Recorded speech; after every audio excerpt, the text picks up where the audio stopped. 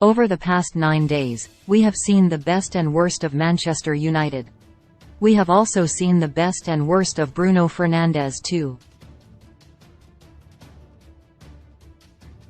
Both he and United were at their lowest during their Anfield annihilation, but much better in their midweek win over Real Betis.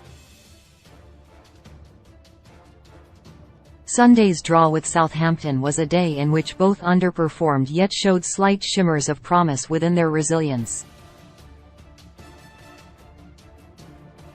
What has been apparent this season is that the form of Fernandes has largely reflected that of the team, with United's heaviest defeats coming in matches when he has himself been off the boil and impressive wins coming when he has played a key role.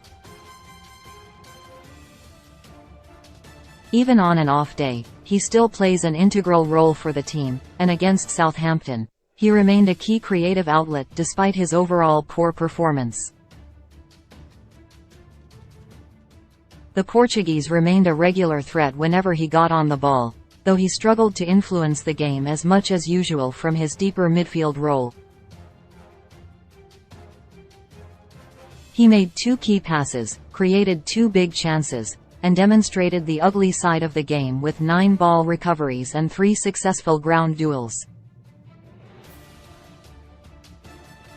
United's switch to a more attacking midfield setup rarely made them a more threatening side, and although they always looked dangerous with an extra forward player to utilize, they suffered from a lack of cohesion and an overall idea about how to play. Ten Hag's pursuit of fluidity backfired, as players drifted out of position, overcrowded the same areas of the pitch, and struggled with the lack of clearly defined roles. It was perhaps no clearer than with Fernandes, who naturally looked to play with the same freedom he relishes as an attacking midfielder, but that then left him exposed defensively against a well-drilled midfield. In hindsight, it is much easier to find fault with the selection, but United's makeshift setup didn't make any sense, given that it played into Southampton's strengths as a team with a talented midfield of their own. United will now need to find another temporary solution, with Casemiro set to serve a 4-match domestic ban, and central to that will be the role Fernandes plays. The 28-year-old deserves huge credit for his versatility this season and has demonstrated what a team player he is by being so willing to adapt his role for the greater needs of the team. There have been times when this has been needed, and it has worked to perfection. However, it has probably happened too often, and Fernandes is sometimes overlooked as a brilliant attacking midfielder that should be central to their approach. Gone are the days when the entire side was built around the Portuguese playmaker, something that has benefited both him and the overall cohesion of the team, though United are not guilty of not utilizing him regularly enough in his best position.